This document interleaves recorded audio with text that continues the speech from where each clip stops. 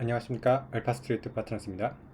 2024년 7월 29일 월요일 마감시장 보겠습니다.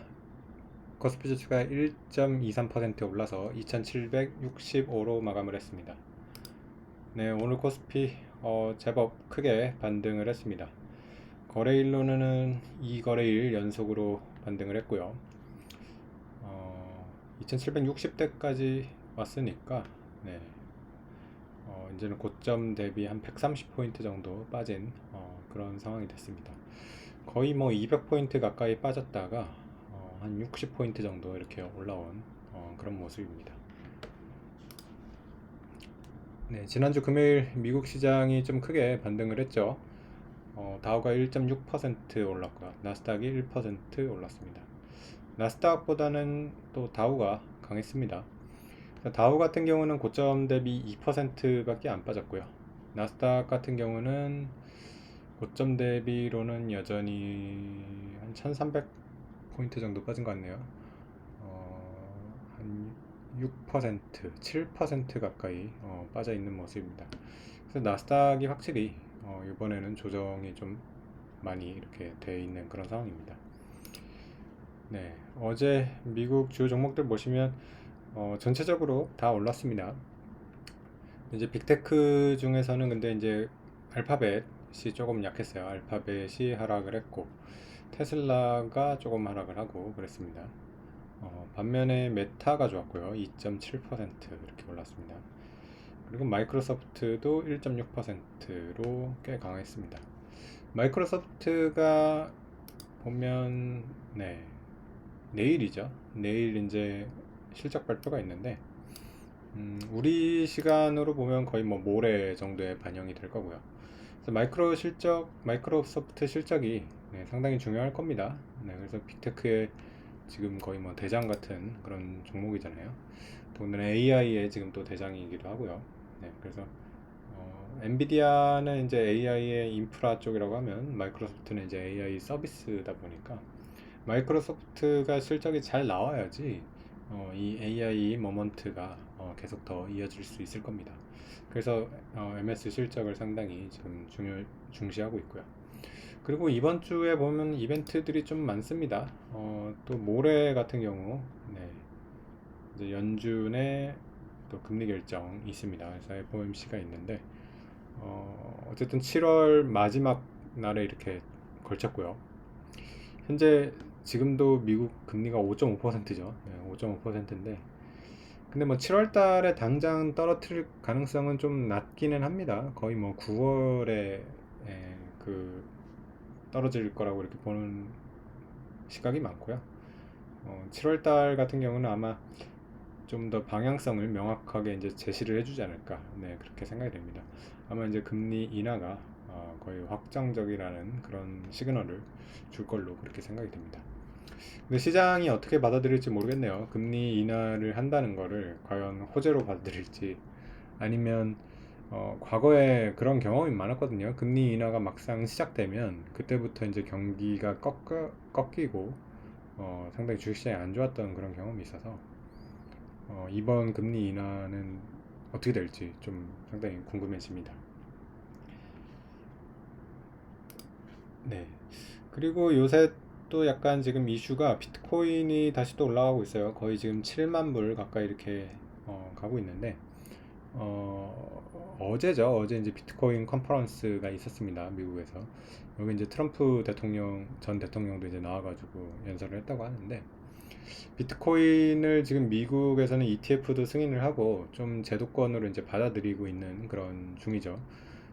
그래서 비트코인을 또 미국 정부에서 상당히 지금 뭐 전략 자산이니 뭐 이런 식으로 또 편입을 할 수도 있다는 그런 얘기도 나왔다고 합니다. 그래서 확실히 제도권으로 들어가는 거고 또 비트코인이 달러와의 이런 관계에서 또 중요한 역할을 하지 않을까 그런 또 기대감도 있는 것 같습니다. 그래서 유동성 지표로도 좀 볼만은 하고요. 비트코인 가격도 계속해서 조금 추적은 하는 게 좋을 것 같습니다. 오늘 우리 시장 같은 경우는 뭐 전체적으로 다 올랐습니다. 근데 어떤 뭐 특별히 방향성이 있다기보다는 최근에 워낙 많이 빠졌기 때문에 이제 좀 반등을 하는 그런 모습이었던 것 같고요. 그래서 시가총액 상위 종목들 대부분 다 올랐고요. 그 중에서도 조금 눈에 띄었던 거는 일단 하나 에어로스페이스가 8%, 상당히 많이 올랐죠. 그러면 지금 방산주에 대해서 기대가 상당한 것 같습니다. 이게 미국이 또 뭐 트럼프가 되든 누가 되든 간에 앞으로의 이제 세계 그 방위 이런 안보는 좀 각재도생하는 그런 것들이 좀 많아지다 보니까 아무래도 유럽도 그렇고 우리나라도 그렇고 계속해서 국방비를 늘려야 되지 않을까, 그런 생각이 좀 강하기 때문에 방산주 계속해서 좋지 않을까, 그렇게 생각이 되는 것 같고, 우리나라에서는 아무래도 방산주 지금 대장주다 보니까 에어로스페이스가 잘 가는 것 같습니다. 근데 참 많이 올라왔네요. 그 코로나 때 저점에 이제 15,000원 수준이었는데 거의 20배 가까이 지금 이렇게 올라온 그런 상황입니다.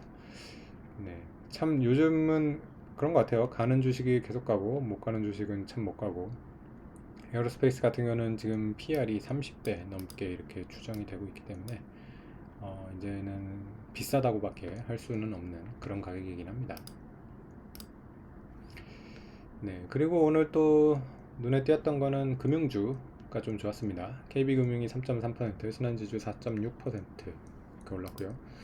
KB 같은 경우는 장중에 92,400원까지 가면서 계속해서 신고가를 경신을 해가고 있는 모습입니다. 밸류업 이후에 가장 수혜주가 지금 금융주가 되고 있어요. 금융주 같은 경우는 워낙 지금 이 가격인데도 불구하고 PBR 0.6배밖에 안 되고요. 추정 PER 7배밖에 되지 않습니다. 그래서 뭐 이렇게 돈을 버는 대로 주주한테 잘 환원을 하면 상당히 좋은 이런 성과가 있지 않을까 이렇게 생각이 되고요. KB금융 같은 경우도 만약에 꾸준하게 이런 자사주 소각 같은 거 뭐 한 3년만 하면 뭐 20만 원대 가도 이상하지 않습니다. 그래서 그런 것들이 얼마나 꾸준하게 잘 되는지 좀 지켜봐야 될 것 같습니다.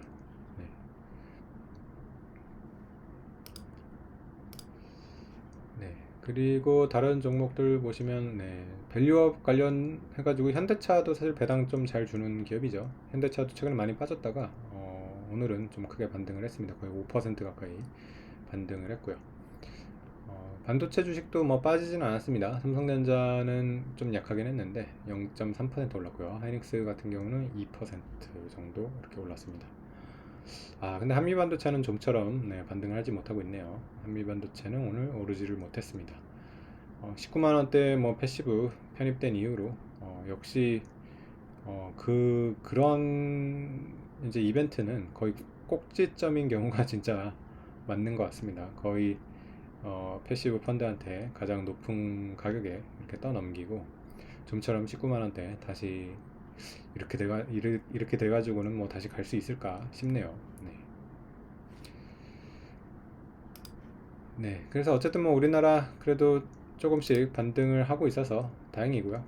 어, 이 주봉상으로 봤을 때 2700이 초반대 여기서 이제 더 빠지면 상당히 좀 모양이 안 좋은데, 그래도 반등을 하는 그런 모습이라서 다시 좀 이렇게 상승을 해서 다시 2890선 요거 넘, 넘게 되면 또 이렇게 상승 추세 계속 가게 되니까 좀 우리 증시도 좀 힘을 내면 좋을 것 같습니다. 오늘 장은 여기까지 하겠습니다. 감사합니다.